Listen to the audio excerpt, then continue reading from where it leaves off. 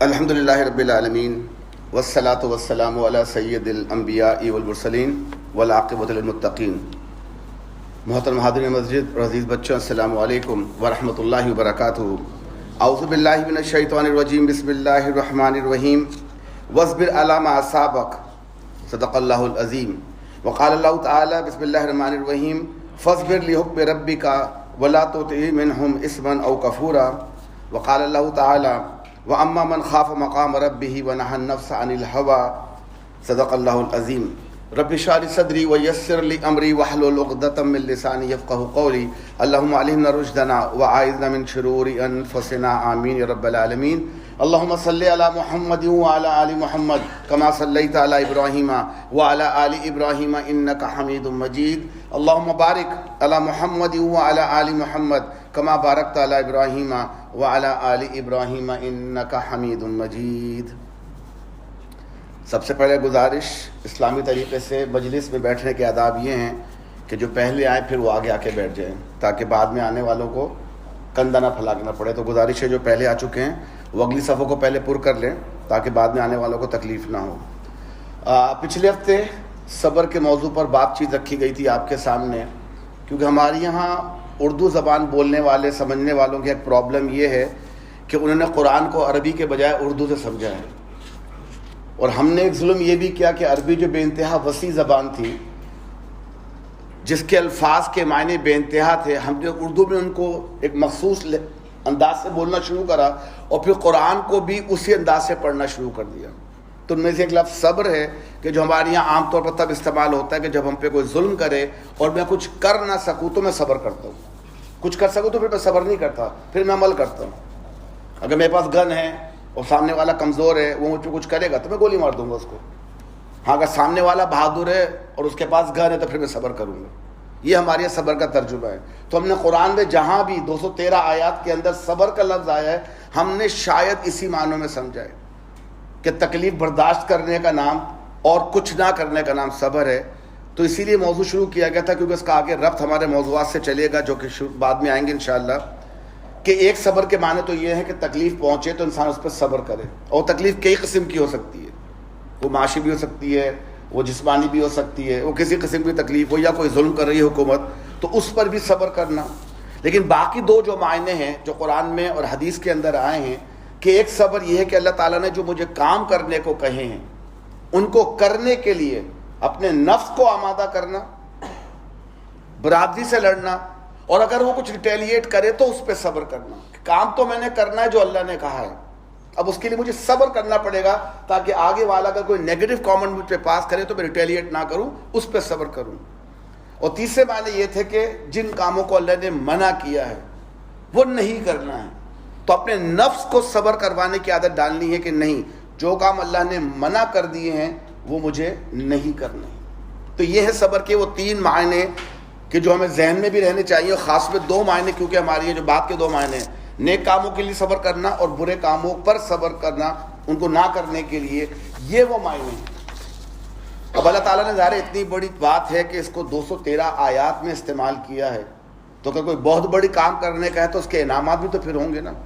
اللہ نے کوئی کام عبث کرنے کو نہیں کہا ہے، فضول میں کرنے کو نہیں کہا ہے، بیکار میں کرنے کو نہیں کہا ہے۔ ہر عمل کے بدلے کچھ نہ کچھ ہے، دنیا میں ہے، اور اگر دنیا میں نہیں ہے تو آخرت میں تو بالکل یقیناً موجود ہے۔ اب ہمیں آخرت پہ کتنے یقین ہے یہ ایک الگ موضوع ہے۔ تو صبر کے ساتھ جو سب سے پہلا انعام اللہ نے رکھا ہے، سب سے پہلا انعام اللہ فرماتے ہیں سورہ بقرہ میں، یا ایھا الذین آمنوا استعینوا بالصبر والصلاۃ ان اللہ مع الصابرین۔ اے ایمان والوں جو ایمان لائے ہو، صبر اور نماز سے مدد لو۔ یہاں نماز اور صبر نہیں کہا، واستعینوا بالصلاۃ والصبر۔ اللہ کے قرآن میں ہر لفظ کی ترتیب جو ہے نا وہ ایک حکمت کے ساتھ ہے۔ یہ کوئی الٹا اللہ نے قرآن نازل نہیں کر دیا کہ کون سا لفظ پہلے آئے گا کون سا بعد میں آئے گا۔ یقیناً کوئی اہمیت ہوگی الفاظ کی، تو ان الفاظ کو اللہ نے چنا، پھر جس انداز سے پیش کیا۔ تو پہلا لفظ استعمال ہوا واستعینوا بالصبر، صبر سے مدد لو، اور صلاۃ سے۔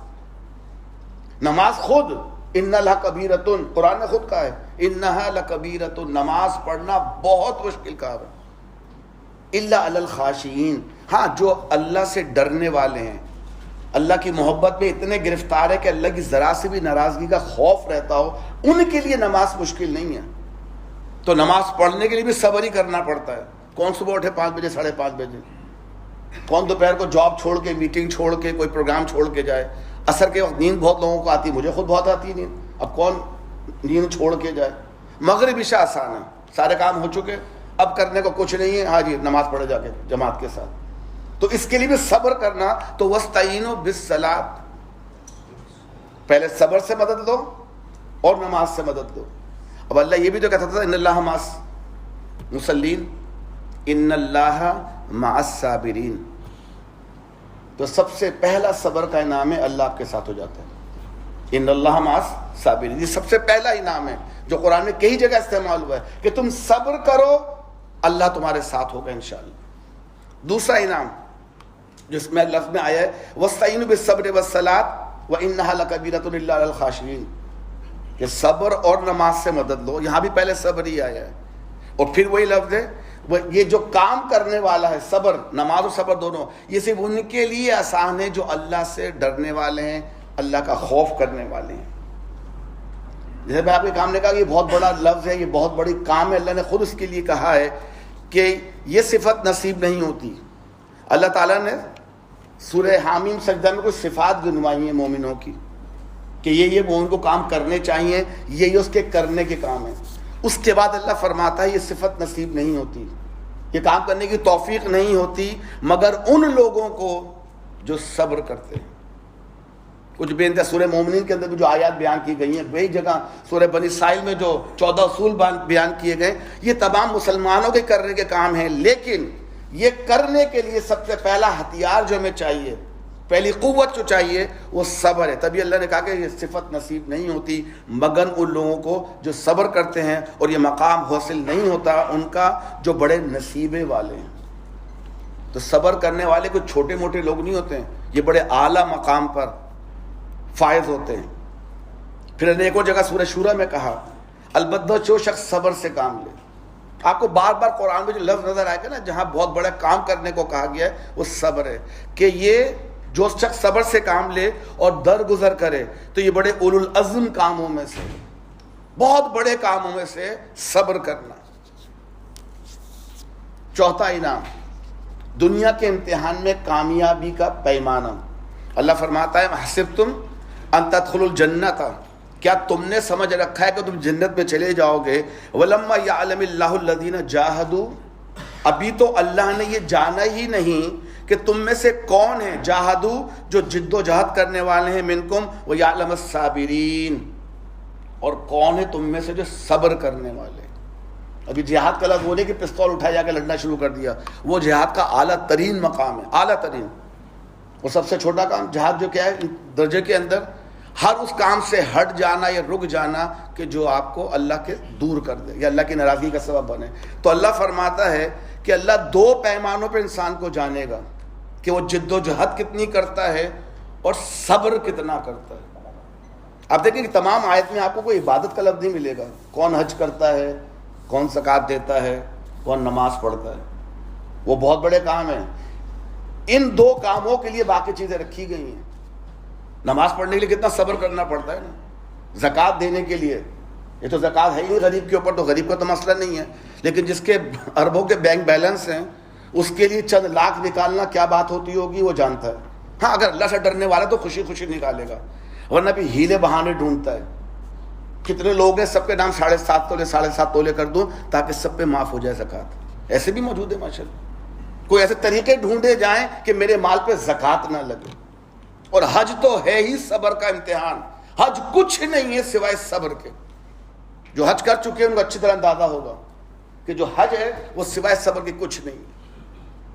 کیونکہ حج میں وہ چیز آپ کو پہلے جب حج کا موضوع چل آئے گا تو بات رہے گی کہ یہاں مسقط میں تو جوک بن گیا تھا یہ کہ کسی 2 شخصوں کے درمیان پھڈا کرانا ہو نا، اگر کوئی نفرت پھیلانی ہو، ان دونوں کو حج پہ ساتھ بھیج دو، واپس آ کے ایک دوسرے کی شکل نہیں دیکھیں گے.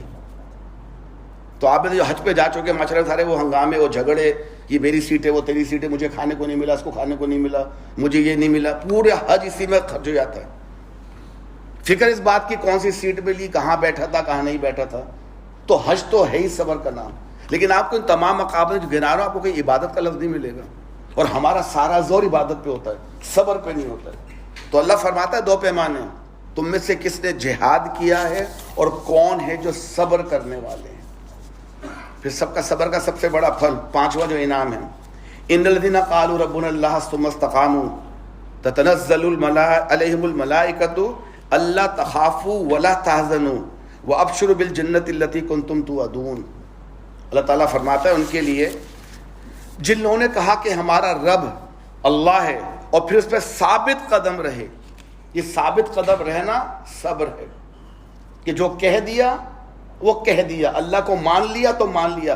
اب دنیا ادھر کی ادھر ہو جائے, میں اپنے عقیدے سے نہیں ہٹوں گا. دنیا ادھر کی ادھر ہو جائے, نبی پاک کے بارے میں جو عقیدت سے نہیں ہٹوں گا.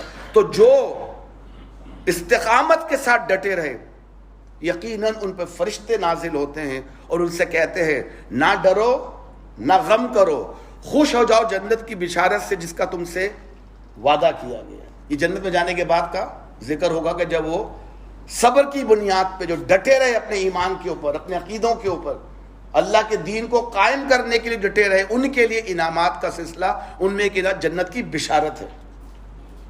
چھٹا انعام ابھی تو بشارت ملی ہے نا. اللہ فرماتا ہے تم نے جس طرح دنیا میں صبر سے کام لیا, آج اس کی بدولت تم جنت کے مستحق ٹھہرے ہو. نماز کا ذکر نہیں ہے, روزے کا ذکر نہیں ہے, حج کا ذکر نہیں ہے, زکوٰۃ کا ذکر, کسی کا ذکر نہیں ہے, کہ تم نے جو صبر کیا اس کی بدولت تم آج اس جنت کے مستحق ہو. پس کیا خوب ہے آخرت کا گھر. تو یہ جو میں نے ابھی آپ کو کام بتایا نا صبر کے کرنے کے, یہ اتنا کوئی چھوٹا کام بھی نہیں ہے. جب اللہ خود کہہ رہا ہے اولو العزم کاموں میں سے, بہت بڑے کامیابی حاصل کرنے کے کاموں میں سے, تو ہمیں اس پر توجہ دینی ہے, اس پر ہمیں محنتیں کرنی ہے. اور یہ محنتیں الگ نہیں ہو سکتی, اکیلے اکیلے نہیں ہو سکتی.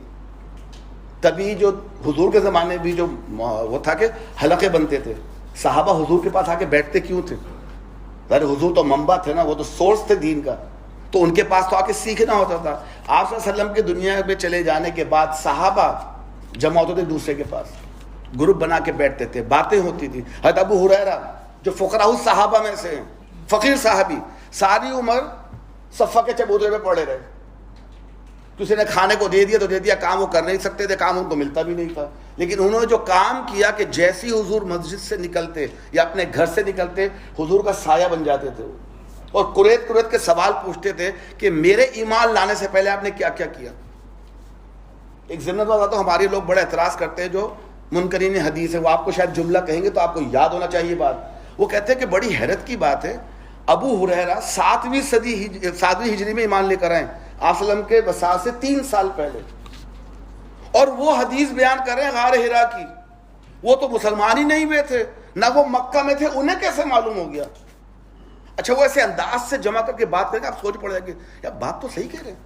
ابو ہریرہ مدینے میں, غار حرا مکہ میں, مسلمان, ان کو کیسے معلوم ہوا؟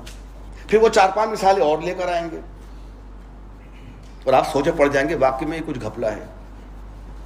کیونکہ ہمیں ابو ہریرہ کی ہسٹری نہیں پتہ, ہمیں یہ نہیں پتا وہ کرتے کیا تھے, وہ جاتے کہاں تھے, کھاتے کیا تھے, کچھ نہیں پتا ہمیں. آج تک وہ چبوترا شاید اللہ نے اس لیے باقی رکھا ہے, مدینہ میں آج بھی وہ چبوترا سفید رنگ کا موجود ہے. آپ کے مزار مبارک کے پیچھے سفید رنگ کا صفہ کا چبوترا, تاکہ لوگوں کو یاد رہے یہاں سے حدیثوں کی ابتدا ہوئی تھی. یہ حدیث کا اسکول ہے, یہ پہلا اسکول حدیث کا جو تھا وہ صفہ کا چبوترا تھا. ان میں سے ابو ہریرہ, ان کا کام ہی یہ تھا, سارا دن پڑے رہتے تھے, حضور کے باہر آنے کا انتظار کرتے تھے. آپ جیسی باہر آئے شروع ہو جاتے تھے, تمام محفلیں اٹینڈ کرتے تھے جس میں حضور پرانی باتیں کرتے تھے. اب کلا کل مجھ پہ اعتراض کرتے کہ تم نے اپنے دادا کا واقعہ سنایا جب تمہارے ابا چھوٹے تھے, تم تو دنیا میں نہیں تھے, تمہیں کیسے معلوم ہوا تمہارے دادا کیا کہتے تھے؟ بھائی بات تو صحیح کہہ رہے ہو تم, دادا کیا کیسے معلوم ہوا؟ میرے باپ نے مجھے بتایا, میرے باپ کو کیسے معلوم ہوا؟ دادا سے دیکھا. تو کیا آپ صلی اللہ علیہ وسلم سے ابو ہریرہ نے سنا نہیں ہوگا؟ انہوں نے آگے بیان نہیں کیا ہوگا؟ تو انہوں نے جو کام کیا تھا, ان کے 50 شاگرد تو دنیا میں مشہور ہے جن کے واقعات لکھے ہوئے ہیں. ابو ہریرہ کے صرف 50 سے زیادہ شاگرد, وہ یہی کرتے تھے، بیٹھ کے درس حدیث دیا کرتے تھے کہ میں نے نبی سے سنا ہے، میں نے نبی سے سنا ہے. اس کے علاوہ نبی کے بعد صحابہ کے پیچھے ان سے سنتے تھے، آپ نے کیا سنا نبی سے، آپ نے کیا سنا نبی سے. تو یہ حلقے بننا دین سیکھنے کا ذریعہ ہوتے ہیں، تربیت ہوتی ہے. تو اگر ہمیں بھی صبر جیسے عظیم کاموں کو سیکھنا ہے تو میں اکیلے بیٹھ کے نہیں سیکھ سکتا، مجھے جڑنا پڑے گا، ملنا پڑے گا، کہیں بیٹھنا پڑے گا. جس پہ آپ کا دل ٹھکے کہ وہ صحیح قرآن کی اور صحیح حدیث کی دعوت پر بلا رہا ہے، آپ کا اس سے جڑنا لازم ہے. ہزاروں موجود ہیں، وہ ایک دو نہیں ہے، بہت موجود ہے. تلاش کیجئے اور جب مل جائے تو جڑ جائیے. اعتراضات نہ کیجئے، چھوٹے موٹی باتوں کو مت دیکھیے. وہ بڑا مشہور واقعہ آتا ہے کہ یہ علماء کی کتابوں میں لکھا ہے. علماء کی جو کتابیں لکھی گئی ہیں ان کے واقعات خود نبی پاک کے بعد اور صحابہ کے بعد ہمارے علماء کرام کے جو واقعات ہیں وہ بھی ہمارے لیے آنکھیں کھولنے کے لیے کہ بعض زبان کیڑے تلاش کرتے ہیں چھوٹے چھوٹے سے کہ جی وہ یہ کام بس نہیں کرتے، اس لیے سننے نہیں گیا. ایک صاحب کے بارے میں، عالم کے بارے میں سنا کہ بہت عمدہ بولتے ہیں اور بہت اچھا بولتے ہیں. تو ایک صاحب سفر کر کے آئے کہ ہم بھی سنتے ہیں ان کو جا کے. وہ پتہ نہیں کیوں مسجد کے باہر کھڑے ہو گئے کہ دیکھیں گے عالم صاحب تشریف کیسے لاتے ہیں. اور تشریف لائے تو انہیں شاید جلدی میں یا تو انہوں نے سیدھے پاؤں کی بجائے الٹا پاؤں رکھ دیا، دعا نہیں پڑی. ان کو پتہ نہیں کیسے معلوم ہو گیا. وہ اس بات پہ پلٹ کے چلے گئے جی الٹا پاؤں رکھ دیا پہلے، تو یہ سننے کے قابل نہیں ہے. تو ان کے ایک دوست نے کہا ان کو، وہ جو کہا میں سننے نہیں گیا، وہ تو پاؤں الٹا رکھ کے داخل ہو گئے تھے مسجد کے اندر. تو دوست نے بڑا پیارا جواب دیا تھا، تم نے یہ سوچا کہ اس عالم نے کیا چھوڑا تھا اور تم کیا چھوڑ کر آ گئے. ان سے تو غلطی سے الٹا پاؤں چلا گیا نا، انہوں نے ایک چھوٹی چیز کو بھول گئے ہوں گے، تم ان کا 10 چھوڑ کے آ گئے. تو انہوں نے کیا چھوڑا اور تم کیا چھوڑ کر آئے. تو یہ کیڑے نکالنا ہم بند کر دیں. جو حلقہ آپ کو اچھا لگتا ہے مسجد کے اندر کہ جو دین کی دعوت صحیح طور پہ دے رہا ہے، ان سے جڑیے، ان کے پروگرام میں باقاعدہ شامل ہوں اور آگے بڑھ کے کام کریں. ہمارا حلقہ بھی متفقین کا یہی دعوت دیتا ہے کہ آپ ہمارا نام بھی دیکھیں کیا ہے، حلقہ متفقین. اگر وہ ہمارے آپ پروگرام سے ایگری کرتے، ہم نے کوئی زبردستی نہیں لگائی کہ جو ہمارے حلقے میں ہوگا وہ مسلمان ہے باقی سب کافر ہے، ایسا ہمارا کوئی کام نہیں ہے. یا باقی سب غلط ہیں، یا باقی سب جو مشرک ہیں، یا باقی سب جو بدعتی. نہیں، اگر آپ متفق ہیں جو ہم کام کر رہے ہیں اور ہمارے صرف 2 ہی موٹر ہیں، سیکھنا اور سکھانا ہے. 2 کام. سیکھنا کہاں سے؟ صرف 2 سورسز سے، اور تیسری اسی کے ساتھ جڑی ہوئی ہے کیونکہ ہم اہل سنت والجماعت ہیں. جو قرآن میں ہے، جو صحیح حدیث میں ہیں اور جو صحابہ سے صحیح ثابت ہے، یہ ہمارے 3 سورسز ہیں. کوئی چوتھا سورس نہیں. اگر ہے تو ان کے تابع ہے، ان کے انڈر ہے. تو اگر ہمارے بات سے آپ متفق ہیں آئیے پروگرام میں. لیکن پھر وہ آنا جو ہے وہ تکلف نہ ہو کہ ٹائم ملے گا تو آؤں گا. یہ دین جو ہے نا ٹائم ملے گا تو آؤں گا کا کام نہیں ہے. ٹائم تو نکالنا پڑے گا، جیسے ہم آفس کے لیے نکالتے ہیں. اب آفس تو ضروری ہے، کھانا پینا سب کو واقعی ضروری ہے. جنت ضروری نہیں ہے، وہ ویسے مل جائے گی. کیوں؟ مسلمان ہوں، سید زادہ ہوں، 5 وقت کی نماز پڑھتا ہوں، روزے رکھتا ہوں، اور کیا حج بھی کر لیا میں نے تو بالکل پاک ہو گیا ہوں میں، کافی ہے بس. ہم یہ سمجھتے ہیں کہ کچھ سرٹیفکیٹس ہیں، یہ نماز پڑھنا، روزے رکھنا، حج کرنا. اب سرٹیفکیٹ مل گیا، اب میں عمر بھر اہل ہوں. آپ میں سے کسی نے ماسٹر کرنے کے بعد کلاس اٹینڈ کی ماسٹرز کی، سرٹیفائیڈ ہوں، ماسٹر کیا ہے میں نے 25 سال پہلے، وہ ابھی تک ویلڈ ہے کہ آپ ماسٹرز ہیں، ابھی تک ویلڈ ہے. تو کہا دین کو آپ نے یہ سمجھ لیا کہ میں نماز پڑھ لی ہے، روزے رکھ لی ہیں، اب میں ویلڈ پرماننٹ مسلمان ہوں، جنت میرے ویسے مجھے ملے گی. ایسا کوئی حال نہیں ہے. جنت تو قیامت کو اپنے آخری سانس تک آپ کو علم ہونا چاہیے میں 1 سانس پہلے بھی جنت کھو سکتا ہوں. ایک بڑی طویل حدیث حضور کی، اس میں ذکر موجود ہے. کچھ لوگ نیک کام کرتے کرتے کرتے جنت تک پہنچ جاتے ہیں اور پھر مرنے سے پہلے ایک عمل ایسا کر جاتے ہیں کہ جہنم ان کا مقدر ہو جاتی ہے. یہ حدیثیں بھی پڑھا کریں. اگر مرنے سے پہلے شرک کر گیا میں، لا علمی میں، یہ جان بوجھ کے ایوری تھنگ ملٹیپلائی بائی 0. اور اگر ایک شخص جہنم کا مستحق ہو، حدیث کا مفہوم یہ بھی ہے، ایک شخص عمل کرتے کرتے جہنم تک پہنچ جاتا ہے، مرنے سے پہلے ایک عمل ایسا کر جاتا ہے کہ جنت اس کا مستحق بن جاتا ہے. دین تو ایسی ایسی باتیں بتاتا ہے ہمیں. تو کبھی اب غرہ نہ کریں کہ صاحب بس میں تو چونکہ میرے دم چھلا لگا ہوا ہے فلاں نام کا، میں تو جنتی. تو کرنے کا کام کہ جو قرآن نے خود کہا ہے سورہ شمس کے اندر اللہ قسمیں کھا رہا ہے بہت ساری، ان قسموں کے بعد ایک قسم اللہ کہا تھا وہ نفسی وما سواہا، اور اس نفس کی قسم جس کو اس نے درست کیا۔ ہم سب درست نفس کے ساتھ پیدا ہوئے ہیں، جیسا نبی پاک کی حدیث ہے کہ تمام بچے فطرت پر پیدا ہوتے ہیں، فطرت سے بولا دین اسلام پر پیدا ہوتے ہیں۔ ان کے ماں باپ، ان کے رشتہ دار جن کے انڈر وہ ہوتے ہیں، وہ ان کو مجوسی، نصرانی، یہودی بنا دیتے ہیں، ورنہ ہر بچہ مسلمان پیدا ہوتا ہے۔ قرآن کہہ رہا ہے وہ نفسی وما سواہا، اس جان کی قسم جس کو اس نے ہموار کیا۔ پھر دو کام کر دیے تمام نفس کے اندر، فَأَلْحَمَهَا فُجُورَهَا وَتَقْوَاهَا، اور ہر نفس کے اندر ڈال دی دو چیزیں بلٹ ان، پروگرام ڈال دیے۔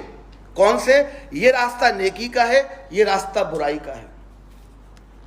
آپ دیکھیں دنیا کے کسی معاشرے میں چلے جائیں، کسی دین والے کو دیکھ لیں جو صحیح ہو، نارمل ہو، بگڑا ہوا نہ ہو، آپ کو سب کی اچھائیاں ایک جیسی ملیں گی۔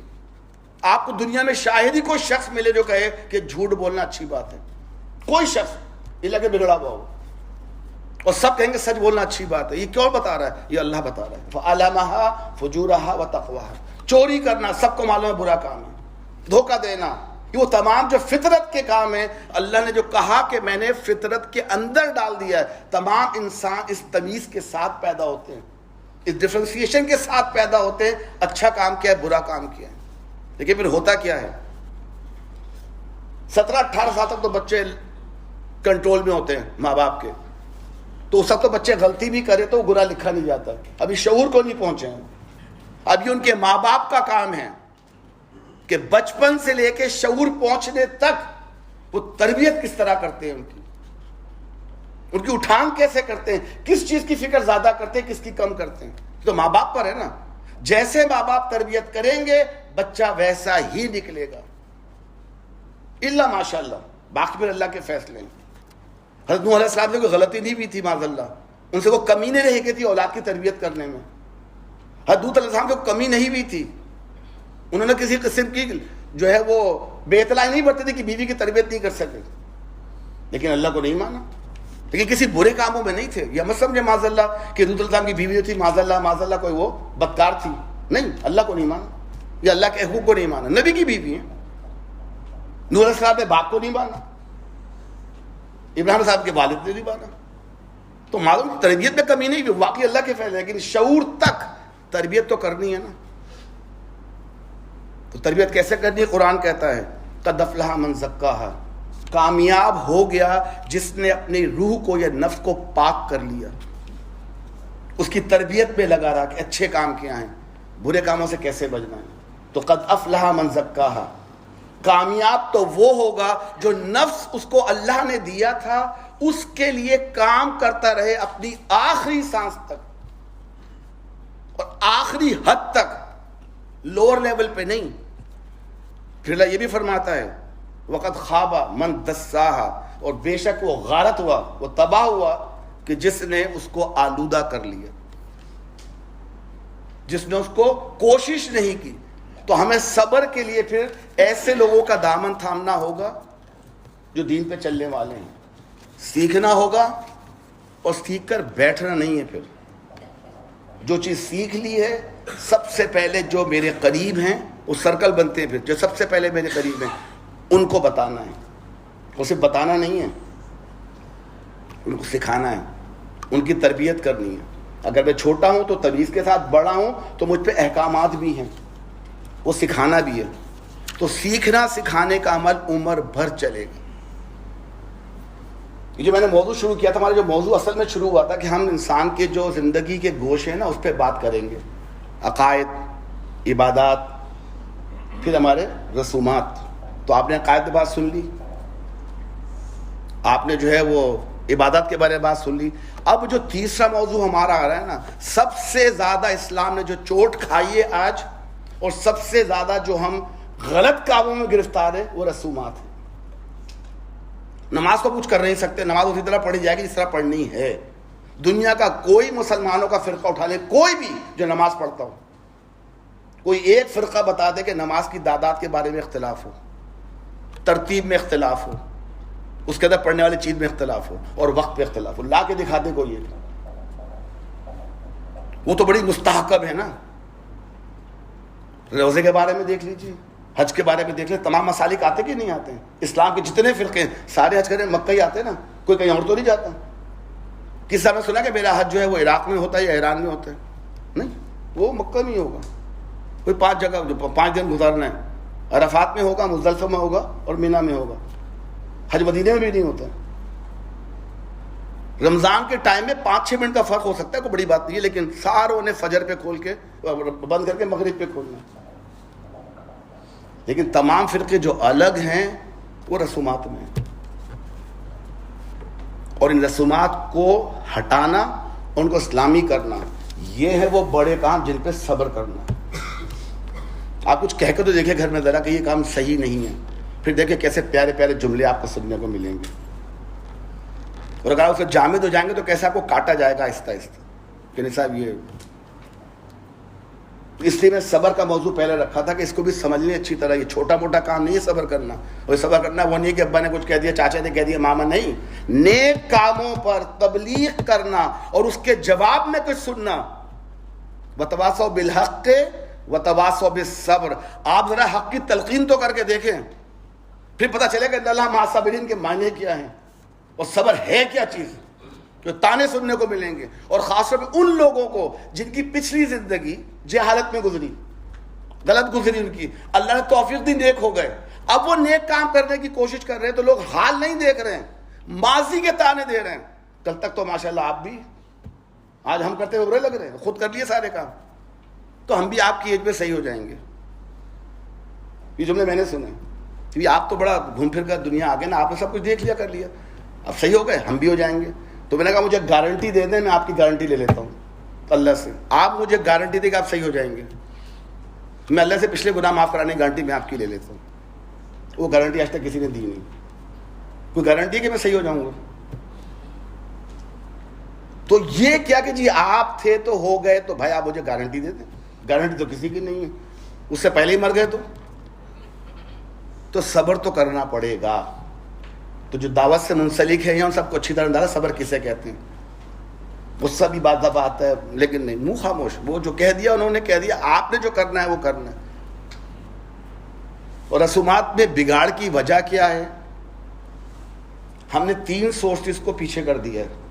نماز میں وہی ہے, قرآن نے جو کہا, حدیث میں جو کہا, ہم نماز اسی طرح پڑھتے ہیں جس طرح نبی نے کہا ہے, حج اسی طرح کرتے ہیں, روزے اسی طرح رکھتے ہیں, زکوٰۃ اسی طرح دیتے ہیں. باقی جتنے دنیا کے کام ہیں جو دل میں آیا وہ کیا, نمبر 1. اچھا دل میں آ تو رہا ہے لیکن ڈرتے کہ بھائی صحیح نہیں, کو اسلامی طریقے, تو پھر ہم ایسا مولوی ڈھونڈتے ہیں جو میرے مطلب کا فتویٰ دے دے, ٹیلر میڈ. جو میں جملہ کہا تھا پچھلی بار, شارٹ کٹ. یہ شارٹ کٹ کہاں ڈھونڈے ہم نے؟ رسومات کے ذریعے, رسومات کے ذریعے. اب شادی بغیر نکاح, اس کے خطبے کو نکاح کے تو نہیں ہو سکتی نا, تو اس کے لیے تو مولوی کو لے کر آتے ہیں کہ نکاح مولوی پڑھائے گا. باپ کیوں نہیں پڑھا سکتا؟ چچا کیوں نہیں پڑھا سکتا؟ پڑھانا ہی نہیں آتا ہے, کیونکہ نکاح تو اب سمجھا نہیں کہ میرے کرنے کا, میرا کام تو نماز پڑھنا ہے, پڑھانا بھی میرا کام نہیں ہے. تو اس وقت تو مولوی کو لے کر آتے ہیں. تو نکاح تو اسلامی ہوتا ہے, وہی ہاتھ باندھ کے نکاح پڑھتے ہیں, وہ پڑھاتے ہیں خطبہ, وہ ہاں ہاں ہوتے, ادھر سے ہاں ہوتی, باقی سب. اس سے پہلے اور بعد میں مجھے کوئی وہاں اسلام دکھا دے. وہ جی برادری, وہ جی ناک, وہ خاندان, وہ یہ, وہ فلاں. اب نبی کہاں گیا؟ تو اچھی طرح سمجھ لیں, رسومات کے موضوع سے پہلا کچھ اور باتیں بھی سمجھتے چلے جو بار بار بیان کر چکے ہیں. لیکن قرآن میں کہا ہے نا سورہ ذاریات کے اندر, وَذَكِّرْ إِنَّ الذِّكْرَ تَنفَعُ الْمُؤْمِنِينَ. آپ نصیحت کرتے رہیں, آپ دہراتے رہیں, کیونکہ دہرانا اور نصیحت کرنا فائدے مند ہی ہوتا ہے. فیروز نے کچھ نصیحت یاد کرا دی تو آپ کے سامنے کھڑا ہوں آج میں. 2 مہینے کی غائب جو غیر حاضر میری رہی, سستی کاہلی جو بھی کہہ رہے, لیکن بھائی نے محبت میں کہا کہاں غائب ہیں آپ, نصیحت کی, یاد دلایا. کچھ ہمیں بھی غیرت آ گئی کہ واقعی میں کیوں نہیں آ رہے, دیکھا تو کوئی وجہ نہیں تھی, بس فضول وجہ تھی, دنیا بھی کھڑے ہیں آپ کے سامنے, یہ فائدہ ہوتا ہے. تو یہ مت سمجھے کہ اس کا کوئی فائدہ نہیں ہوتا, پریکٹیکلی بتا دیا آپ کو, نصیحت کا اور ذکر کرنے کا فائدہ ہوتا ہے. تو کچھ باتیں سمجھ چلے کہ دین کو ہم نے فالو کیا کرنا ہے, کون سا دین, جو میں کہا دین ڈھونڈے کہاں ہے جو اصلی بیان کیا جا رہا ہے, اس کے لیے بھی تو قرآن نے دعوت دی ہوگی نا. اس کے بھی تو سمجھایا ہوگا. میں چند باتیں شروع کر کے بات کو یہ روکوں گا کہ میں خطبے ختم نہیں کرتا ہوں. یہ دین ختم ہونے والی چیز نہیں، یہ تو آخری سانس تک چلے گا. تو ہمیں یہ سمجھنا ہے کہ جو رسومات ہیں، یا وہ نماز بھی ہے، روزہ بھی ہے، زکوٰۃ بھی ہے، یہ کرنا کیسے ہے. ہم سب کو معلوم ہے قرآن کی طرح کرنا ہے، رسول کی طرح کرنا ہے، صحابہ کی طرح کرنا ہے، لیکن کرتے نہیں. عبادات تو کرتے ہیں، باقی معاملات میں وہ ہم نہیں کر پاتے. تو سب سے پہلا جو قرآن کا فتویٰ ہے، اللہ نے فرمایا ہے ان الدین عند اللہ الاسلام. سورہ آل عمران کی آیت ہے. اللہ کے نزدیک دین صرف اسلام ہے. تو یہاں سے آپ کو دین اور اسلام کا فرق واضح ہو جانا چاہیے. اسلام صرف ایک ہی ہے، دین کئی ہو سکتے ہیں. تو کون سا دین افضل ہے؟ جس کا نام اسلام ہے. وہ کون لے کر آئے ہیں؟ وہ نبی پاک لے کر آئے ہیں. کس نے بھیجا ہے؟ اللہ نے بھیجا ہے. کس طرح بھیجا ہے؟ قرآن کے ذریعے بھیجا ہے. قرآن کیا ہے؟ تھیوری کی بک ہے. تو پریکٹیکل کا ہے؟ حدیث ہے. حکم اللہ کا، طریقہ نبی کا، ہوگا تو قبول ہے. ایک نکال دے کوئی، ملٹیپلائی بائی 0. ان دو میں سے قرآن نکال دے، حدیث پکڑ لے، ملٹیپلائی بائی 0.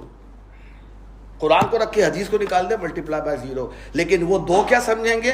ہم تو جو کرتے رہے دنیا میں اچھا کرتے رہے. کچھ حدیث کے پیچھے پڑ گئے، پھر انہیں ایسی حدیثیں بھی ڈھونڈ لی ہیں جن کا تو حدیث کہنا ہے گناہ، ان کو تو وہ حدیث ہی نہیں ہے، وہ تو قول ہے، کسی کا بھی قول. جیسے مجھے کسی نے شاہ بڑی پیاری بات کی تھی، ہماری ایک جملہ لکھا تھا رواہ مسلم. ہم عقیدت میں اندھے ہو جاتے ہو، صحیح مسلم میں لکھا ہے. رواہ مسلم کا معنی کیا ہوگا؟ رواہ البخاری، رواہ المسلم کی، مسلم کی روایت ہے اور بخاری کی روایت ہے. چلے بخاری تو چھوڑ دیں، رواہ مسلم.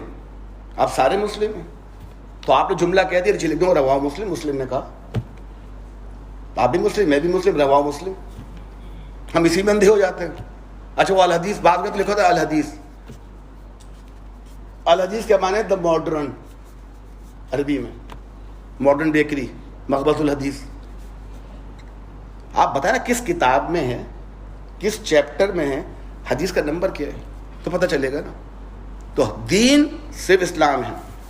پھر دھمکی بھی دی اللہ نے.